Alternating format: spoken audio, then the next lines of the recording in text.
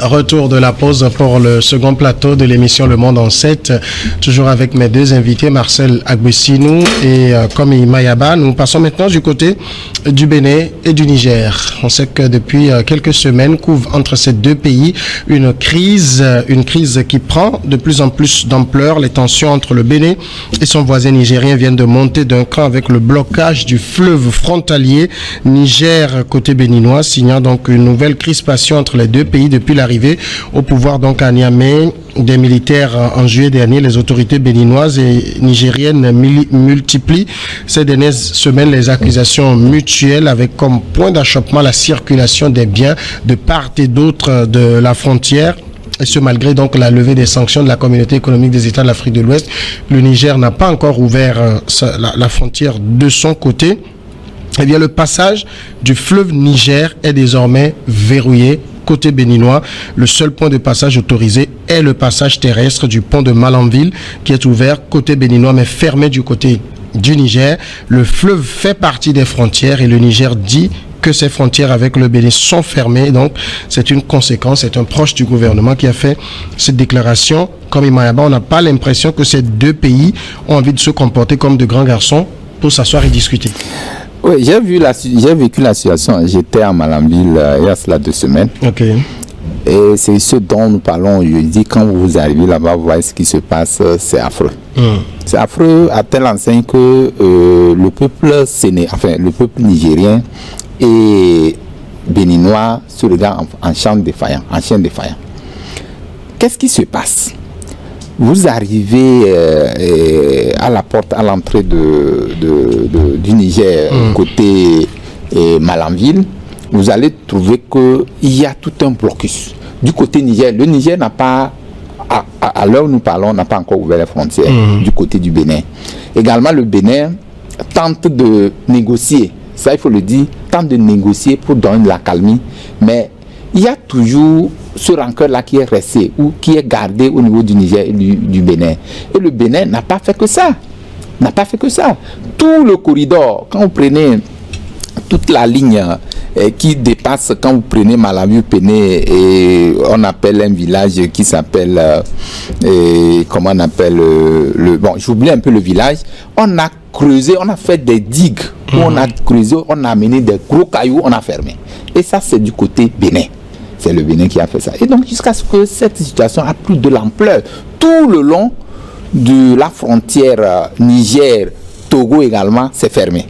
Bon, pour raison fondamentale que Talon donne, c'est qu'il ne voudrait pas que les produits vivriers et les produits de première nécessité puissent quitter le Bénin vers les autres frontières. Il en a fermé du côté du Bénin et du Togo. Actuellement, quand vous arrivez au côté du Togo, le nord, tout est fermé. Et donc, tous les jours, les militaires font que la ronde, gare à un véhicule qui va tenter de...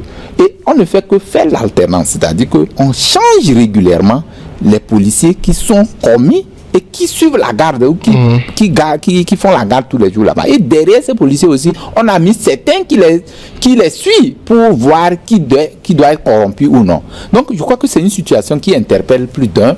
Et aujourd'hui, tout le peuple béninois est resté vraiment est très meurtri par la situation. Pas seulement du côté du Niger, mais ce qui est trop criard, c'est au côté du Niger où actuellement les produits même ne tentent pas de rentrer au Bénin comme ça. En même temps, si vous regardez au nord du Niger, en allant vers le Burkina, les véhicules passent pour rentrer aux portes du Togo. Donc actuellement, je crois que la situation est beaucoup plus compliquée ces derniers moments, parce que chacun tire le droit de son côté.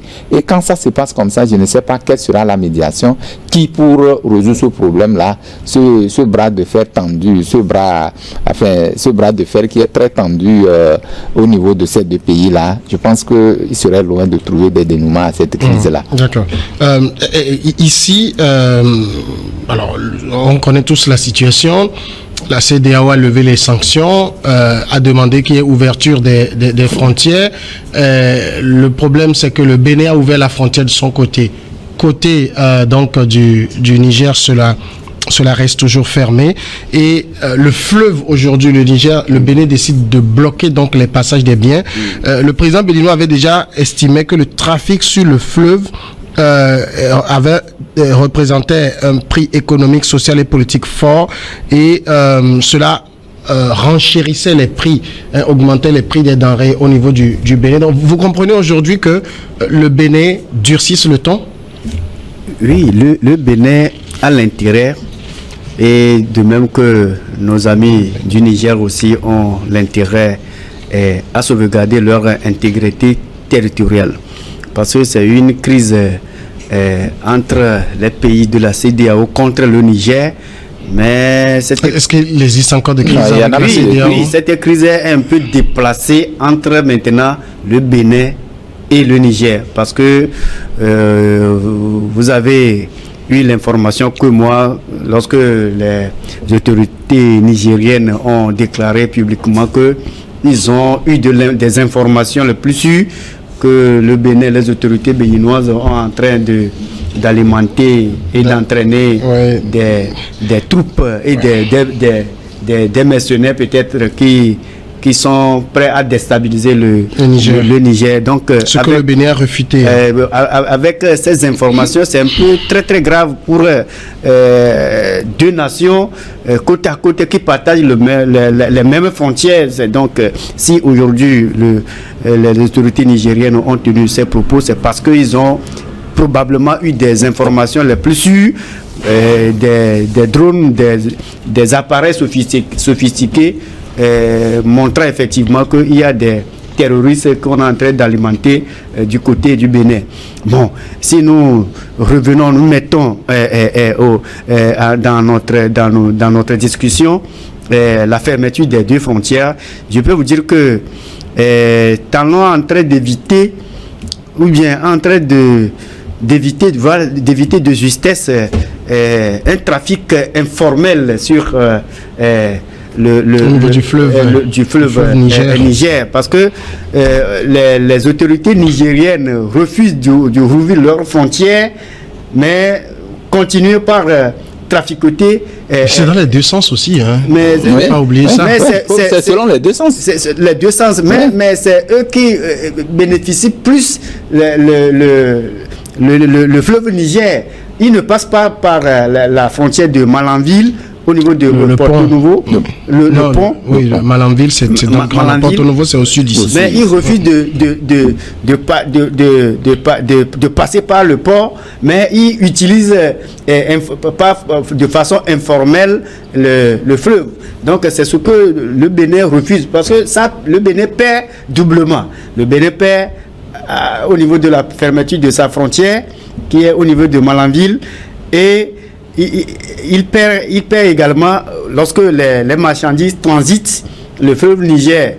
Mais c'est un peu compliqué pour le Bénin, parce que le président Talon, bon nombre peut-être oublie ça. Talon avec le problème de l'anacade et de soja, etc. Talon a fermé plusieurs frontières qui sont un peu des frontières non... des frontières sauvages. Des frontières sauvages, non, voilà, sauvages. Donc Talon a creusé, a demandé sa population d'aller creuser des trous très profonds séparant le Togo et le Bénin. Raison pour laquelle aujourd'hui, ce commerce d'anacade et de soja, vous n'allez pas constater ça au Bénin. C'est un peu... ça a eu un coup d'arrêt. C'est une économie qui est... qui est en l'air comme ça. Et voilà, la frontière... la frontière recommandée qui est avec les douaniers, la population même, il y a des jeunes qui aident des venants et des... il y a toujours du trafic et ça génère de l'argent. Cette fluidité a eu aussi un arrêt, un coup dur. Mais les deux pays, les deux dirigeants vont entendre raison pour au moins décrypter la situation. Sinon, ça n'arrange ni l'un ni l'autre. Jusque-là, il n'y a pas encore de véritable raison. Ils n'entendent pas encore raison. En même temps, quand on prend aussi la position de Niamey qui dit que au niveau du nord Bénin, que qu'il y a des bases étrangères qui entraîneraient des terroristes afin de déstabiliser Niamey. Est-ce que c'est pas aussi un argument un peu tiré par les cheveux dans la mesure où si on a l'intention de déstabiliser Niamey, même si la frontière est fermée, on peut le faire? Non, bon, Samuel, c'est pas évident. Hein. Ouais, est-ce que des troupes vont passer une frontière officielle pour venir déstabiliser un pays? Non, pas ça, parce que ça, déjà, c'est des mesures dissuasives. Hein. C'est-à-dire qu'en prenant ces mesures ou des déclarations comme ça peut irriter celui qui a l'intention de le faire. Vous comprenez déjà. Donc, c'est dans ce sens, moi, je dis que je ne prends pas ça comme quelque chose qui est faux. Mais en même temps, des déclarations comme ça peut attirer la sonnette d'alarme par rapport aux éventuelles initiatives qui prendraient dans ce sens-là. Maintenant, quand vous dites on n'a pas besoin forcément de fermer les frontières pour que les terroristes rentrent, c'est vrai. Mais aussi, on peut peut-être comprendre que l'intention qu'a Talon aujourd'hui par rapport à sa position vis-à-vis du Niger est connue de tout le monde. Ce n'est pas seulement, ce n'est pas un secret de polichinelle pour personne. Aujourd'hui, Talon tente d'être celui-là qui, malheureusement, un temps avait tenu des propos qui étaient des propos vexatoires. Parce que il paye là ses positions. Effectivement. Donc, actuellement, c'est difficile de venir corriger les plaies.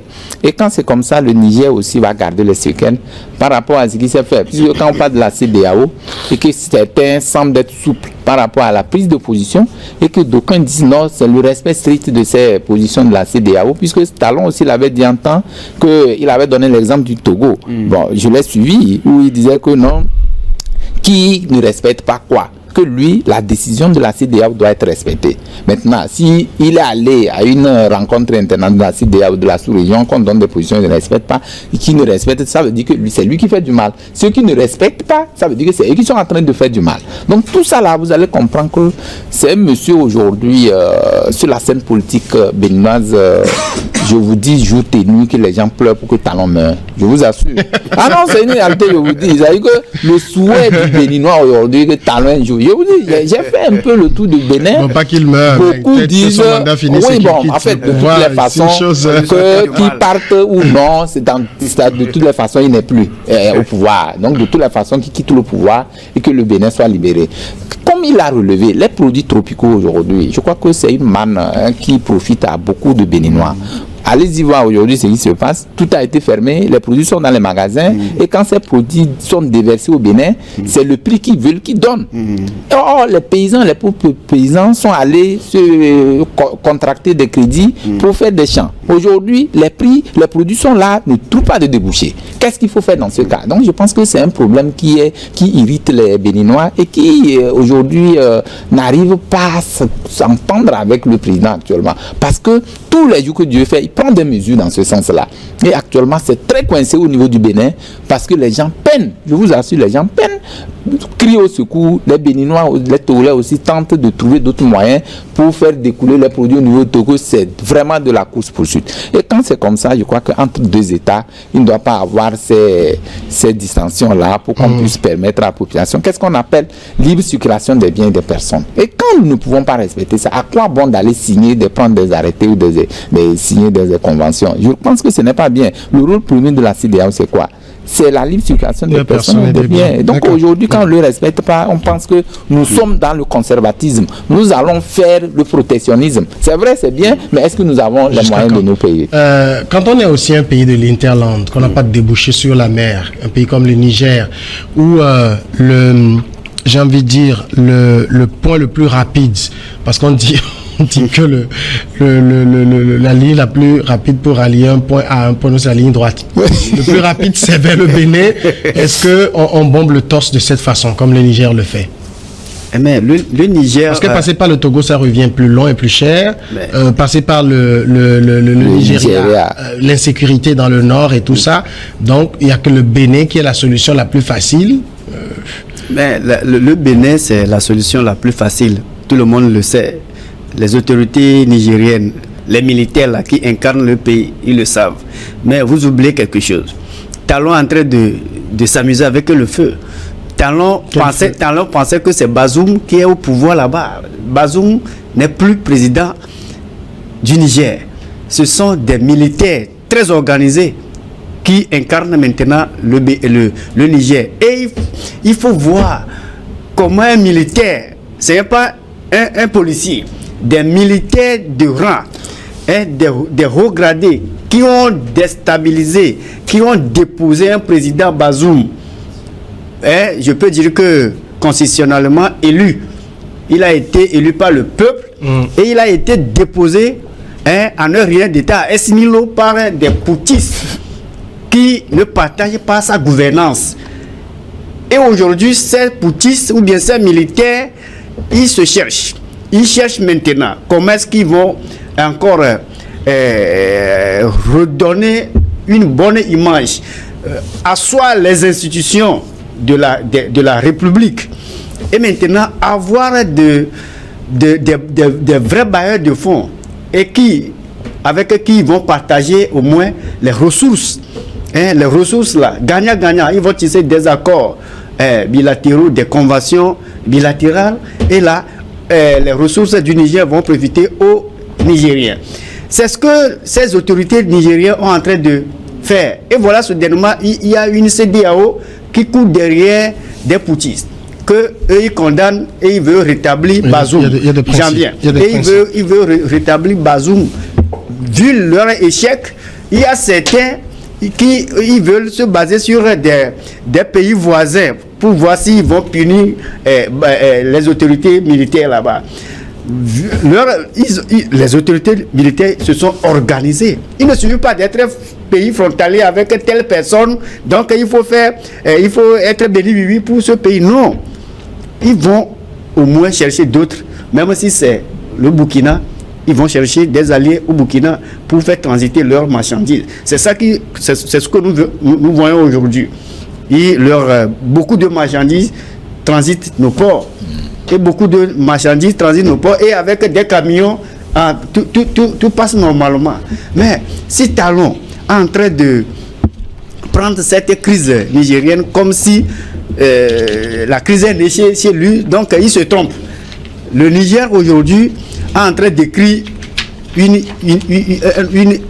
autre histoire. Une page. Pour le moment, les autorités ont du mal à négocier la réouverture, à s'entendre avec le Bénin. Qui doit faire le premier pas vers l'autre? Ah ben c'est la question. Aujourd'hui, n'oubliez pas que c'est seulement le Niger qui subit les affres de cette frontière, de ces problèmes. Le Bénin aussi en souffre. Bien sûr. Puisque le Bénin est desservi par... Ils ont fait la population... Voilà, justement. Donc ça veut dire qu'aujourd'hui, qui peut commencer à régler le problème? Je pense qu'à cette question, il faut un médiateur.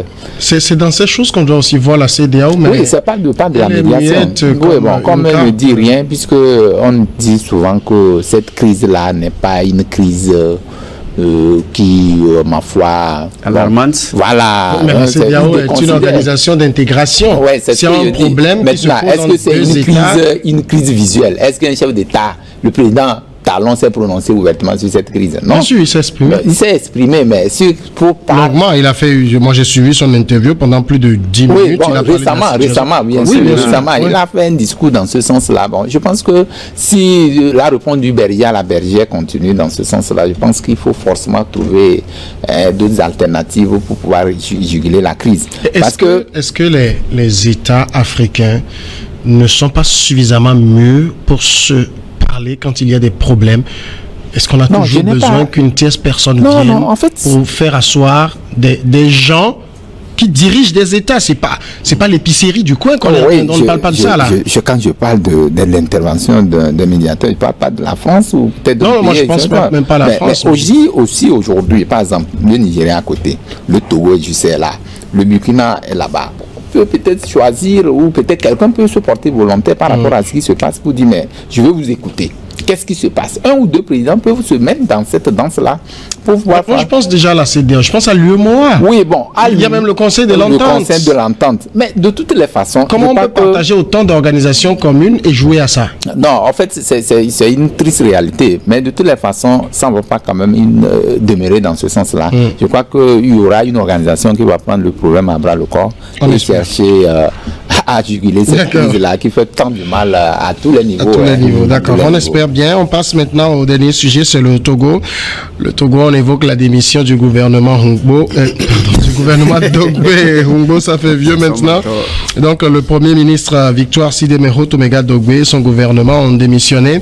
La décision intervient en raison donc de la proclamation des résultats définitifs des élections législatives du 29 avril passé. Les résultats qui ont donné donc largement vainqueur le parti au pouvoir, l'Union pour la République, avec 108 sièges sur les 113, conformément donc aux usages républicains. Le Premier ministre a présenté la démission de son gouvernement au président de la République. Il a accepté donc... Le président a félicité le Premier ministre et les membres du gouvernement pour la qualité du travail accompli au service de la nation et leur a demandé d'assurer donc le traitement des affaires courantes jusqu'à la nomination d'un nouveau gouvernement. Voilà donc en substance ce qu'on peut dire. Donc sur ce volet-là, il n'y a rien à faire. On va faire un peu le bilan de la gestion des affaires publiques de Dame Dogbe. Je rappelle qu'elle est devenue Premier ministre, la première femme Premier ministre du Togo. C'était le 28 septembre 2020 qu'elle a été nommée à ce poste, après avoir été ministre du développement à la base de l'artisanat, de la jeunesse et de l'emploi des jeunes dans le gouvernement Komi Klassou. Elle a été également directrice de cabinet pendant plusieurs années, le cabinet présidentiel. Madame Dogbe est née en 1959, 23 décembre. Et puis, elle est ministre depuis 2008.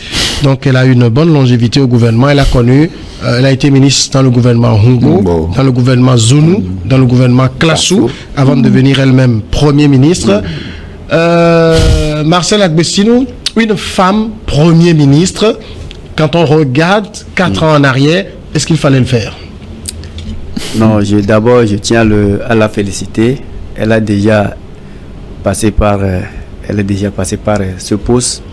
Aujourd'hui, on peut l'appeler ancienne Premier ministre, mais elle assume la continuité à travers les affaires courantes. Mais quant à ce qui concerne son bilan, je peux dire que j'ai pas grand-chose à dire concernant son bilan, mais j'ai beaucoup. Parce qu'elle n'a pas fait grand-chose, ou bien parce que. Mais j'ai beaucoup de choses à dire, mais j'ai pas grand-chose à dire, mais j'ai beaucoup de choses à dire concernant son bilan. Et quand on regarde, on fait votre face retour pédalage, vous allez voir que elle a pris la fonction en 2020. Et de nos jours, ça fait banalement bientôt 4 ans. Mais je peux vous dire que c'est sous son règne, ou bien sous son règne, que pour la première fois, une dame politicienne opposante a été placée sous mandat de dépôt. Je voudrais parler de Madame Brigitte Kafu Adjamagbo Johnson, qui a été inculpée. Et jusqu'à ce jour, si elle veut sortir du pays, elle a l'immunité parlementaire. Elle va demander pardon. Elle va demander des avis favorables aux magistrats instructeurs. Et à part ça, vous verrez que Gérard Djossou, aujourd'hui de la DMP aussi, a été inculpé aux côtés de Gérard Adja. Mais chose étonnante et paradoxale, c'est sous son règne que nous avons vu pour la première fois un infirmier, un handicapé a été inculpé. Il s'agit de le gars là, Fovi Katakou. Et je peux allonger, multiplier la liste des incidents qui se sont passés sous son règne. Mais si nous mettons au cœur de nos discussions aussi la politique politicienne ou bien les élections qui ont eu lieu de par le passé, surtout en 2020, le 22 février 2020, où Agbome Kodjo a été candidat proposé par Feu Monseigneur Kodjo, sous le nom de la dynamique Monseigneur Kodjo. Vous constaterez avec moi que, et d'ailleurs avec regret, que c'est sous le règne de Notre-Dame Sidomero Tomega Dogbe que Agbome revendiquait sa victoire, que c'est lui qui était le président démocratiquement élu, et sa maison a été encerclée et vandalisée, son portail a été vandalisé, et puis il s'est retrouvé en exil. Et c'est de là, il a continué sa vie durant 4 ans où il a rendu l'âme. C'est un peu triste que notre pays a connu à la tête, a eu une dame à la tête, et voilà que la dame n'a pas su amadouer le président de la République pour qu'il y ait une assise nationale pour pouvoir rassembler les Togolais une fois passant, mais tel n'était pas le cas. Bon, maintenant, quand vous avez dit tout ce que vous lui trouvez comme grief, certainement, elle a eu aussi de bons bilans. Mais elle a fait au moins certaines choses que je peux dire qu'au moins elle a inauguré certains bâtiments de certains lycées. Ça aussi, ça rentre dans son actif. Et elle a inauguré, là, au moins elle a fait aussi le lancement, mais jusqu'à nos jours, les bâtiments ne sortent pas aussi, les ponts ne sortent pas sur le terre. Comme Mayaba, un premier ministre au Togo, ça sert à quoi? À beaucoup de choses. À beaucoup de choses, parce que c'est lui qui est le premier responsable de la coordination des activités des membres du gouvernement. C'est-à-dire que tout ce que le chef de l'État n'est pas obligé de passer par chaque ministre pour avoir les avis. Donc lui remplace, c'est-à-dire qu'il fait la coordination des activités, il mène la coordination des activités des membres du gouvernement et il rencontre le chef de l'État. Et lors de ces différentes actions qu'il doit mener, je crois que c'est un travail ardu parce que le Premier ministre a le devoir régalien de présenter un tableau, puisque d'abord le Premier ministre, c'est lui, et quand on dit c'est lui, le gouvernement exécute l'action du gouvernement, enfin, c'est-à-dire le programme du chef de l'État. Donc quand le chef de l'État a un programme, c'est le gouvernement qui l'exécute. Et dans ce cas, je crois que si le bilan est négatif, le gouvernement, à travers le Premier ministre ou le chef du gouvernement, a des comptes à rendre. Donc c'est dans ce sens qu'en principe, un président de la République parlant de son bilan, je pense que c'est le bilan du chef de l'État. Quand on parle du bilan, c'est le programme, celui ou celle qui a été nommée doit exécuter un programme qui n'est pas à lui ou à elle, mais à celui qui l'a nommé. Donc, moi je mets en cela, c'est-à-dire que je considère que le programme de Dame Dogbe aujourd'hui, et enfin le bilan qu'on peut peut-être lui accorder, le chef de l'État l'a remercié en disant merci pour le travail abattu. Et tenez-vous bien, la Dame Dogbe n'est pas une femme politique. C'est une femme de terrain, enfin une femme technocrate qui est venue avec des actions de développement. Et c'est pourquoi aujourd'hui on ne la sent pas trop plus en politique, on la sent plus dans les actions que dans la politique. Justement, les actions, c'est quoi? Qu'est-ce qu'elle a fait? Les actions, c'est vrai, les programmes élaborés, les programmes qu'on a mis en place pour répondre aux soucis des populations, surtout les programmes sociaux, le chef de l'État, je crois que c'est dans ce sens qu'il aurait dû la nommer, puisque son mandat était un mandat social. Un mandat social aujourd'hui. Mandat social, ça fait longtemps qu'on nous dit ça. Oui, je viens. Un mandat social, sauf que ce mandat social n'a pas été à la hauteur des attentes de la population. C'est-à-dire que peu de choses à faire au lieu que beaucoup se fassent.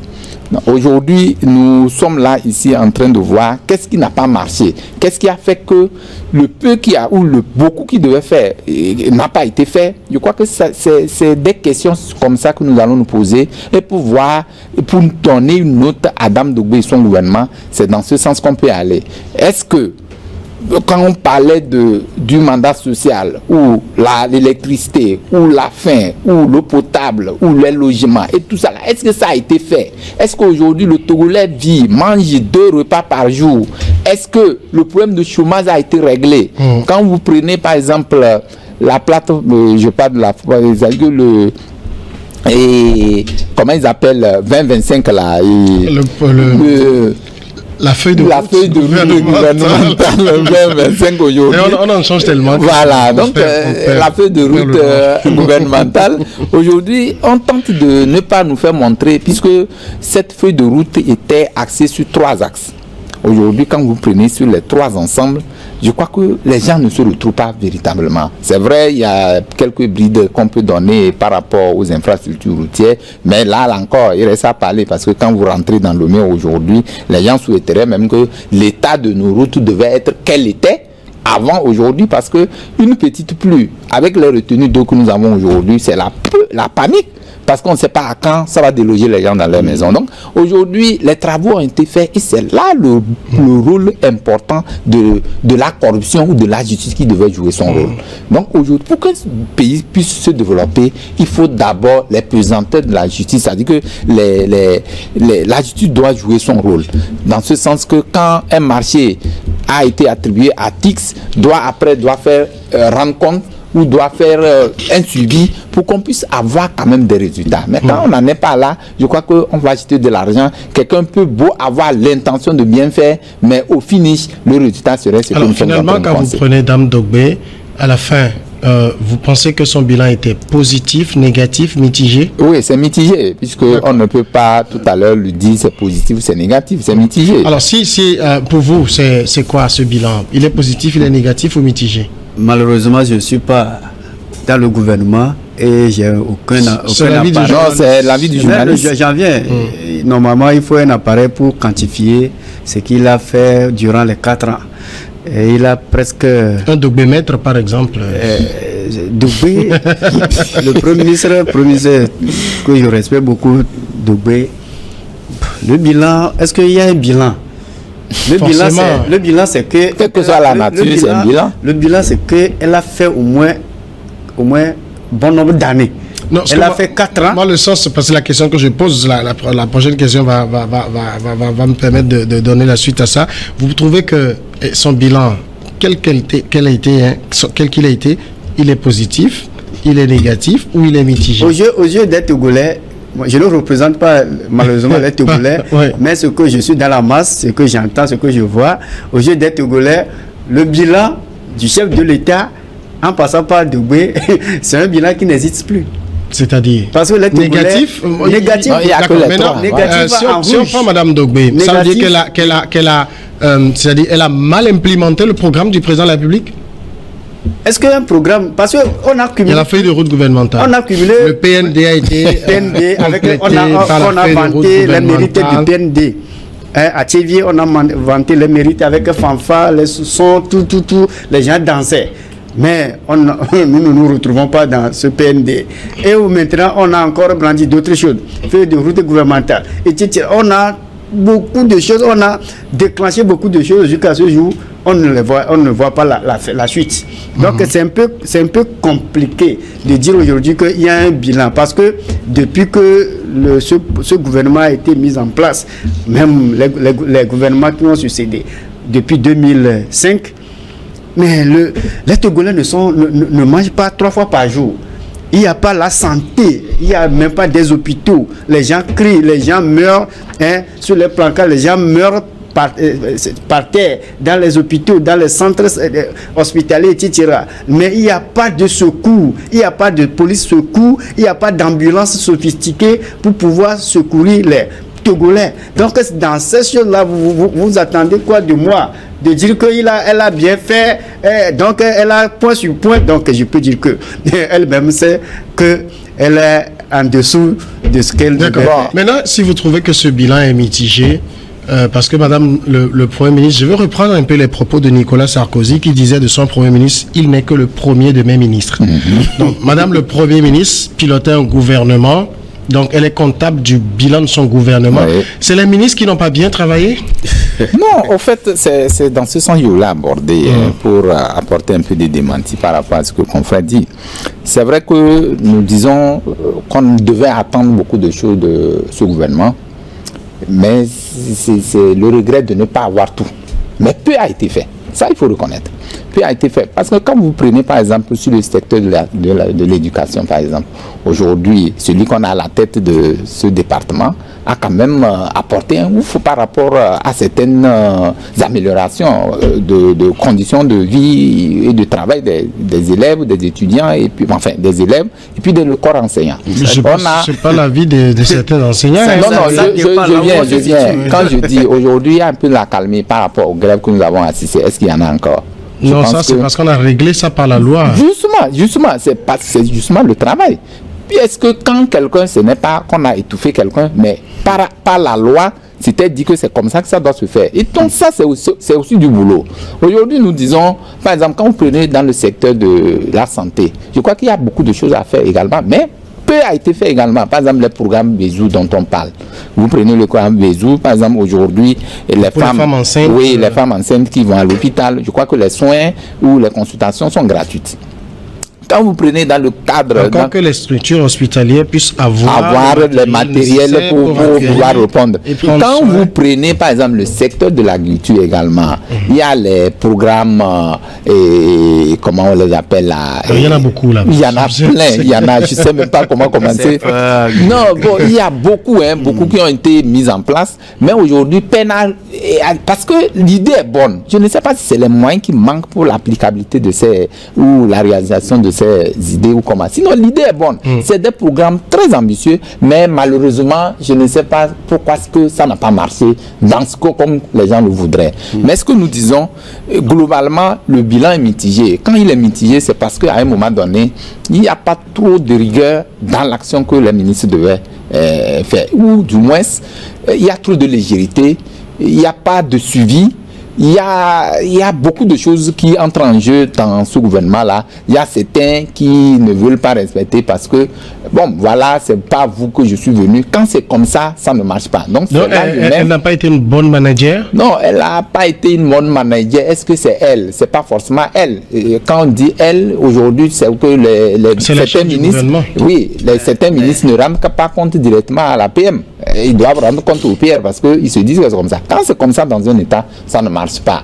Donc, elle n'a pas les coups de France, elle n'a pas les manettes du pouvoir pour influencer ou pour donner ce qu'il a donné pour que... Oui, mais en même temps, est-ce que Dame Dogbé, est-ce qu'elle peut se dédouaner aujourd'hui dans la mesure où elle avait tous les leviers en main, le parti au pouvoir dominait le Parlement, donc elle n'a jamais eu de blocage au niveau du Parlement.